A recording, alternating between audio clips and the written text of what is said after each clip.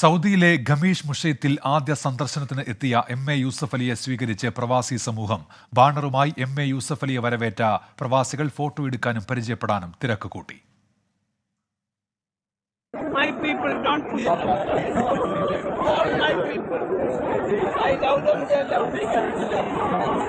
ഒരു മിനിറ്റ്, സ്ത്രീകളും കുട്ടികളും അവരെ ബുദ്ധിമുട്ടിക്കല്ലേ.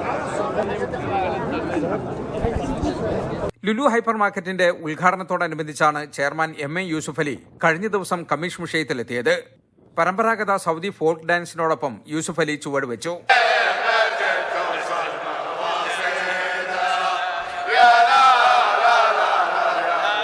വിനോദസഞ്ചാര കേന്ദ്രമായ അസീർ മേഖലയിൽ ആദ്യമായി എത്തുന്ന യൂസഫ് അലിക്ക് ഖമീഷ് മുഷയത്തിലെ പ്രവാസി സമൂഹം നൽകിയത് ഹൃദ്യമായ വരവേൽപ്പാണ്.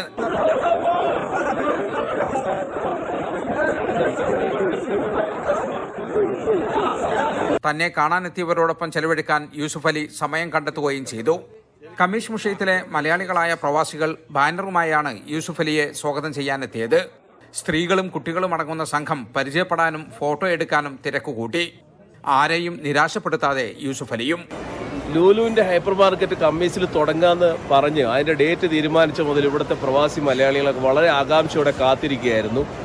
മാള് തുറക്കുന്നതിനേക്കാൾ അപ്പുറം യൂസഫ് അലി, എം.എ. യൂസഫ് അലി എന്ന് പറയുന്ന ആ മഹത് വ്യക്തിയെ ഒന്ന് നേരിട്ട് കാണാൻ, അദ്ദേഹത്തെ നേരിട്ട് കാണാൻ കഴിഞ്ഞു. അദ്ദേഹത്തിനൊപ്പം കുറച്ച് സമയം ചെലവഴിക്കാൻ കഴിഞ്ഞു.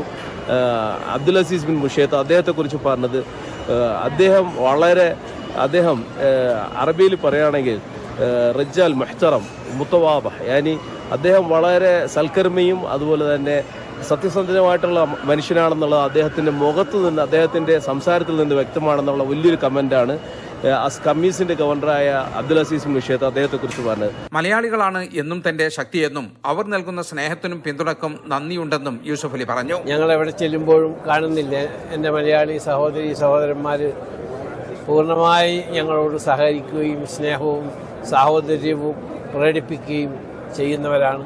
അവരോട് ഞാൻ പ്രത്യേകം നന്ദി പറയുകയാണ്.